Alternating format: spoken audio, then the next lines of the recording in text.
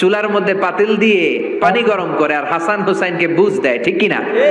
বিশ্বনবীর পায়ের আওয়াজ শুনে ঘুমন্ত হাসান আর হুসাইন জেগে গেল। দৌড়ে এসে নানাজিকে ঝাপটে ধরে ডেকে বলে, নানাজি গতকাল কেন দেখতে আসলেন না? আজকে দুপুর হয়ে গেল, বিকেল হয়ে যাচ্ছে, এখন বুঝি আপনি দেখতে আসার সময় হলো? বিশ্বনবী বললেন, হাসান হুসাইন এই তো এইমাত্র জোহরের নামাজ পড়ে আসলাম, তোমাদের খোঁজ খবর নিতে এসেছি। হাসান আর হুসাইন বলল, কি খোঁজ খবর নিবেন? খোঁজ খবর নেওয়ার আগে একটা বিচার করে দেন। বিচার? আপনি তো আহকামুল হাকিমিন, সব চাইতে বড় বিচারকের সব চাইতে বড় নবী, ইনসাফ ওয়ালা নবী। আপনার কাছে বিচার দিয়ে কেউ কোনোদিন বিচারে ঠকে নাই, ঠিক কিনা?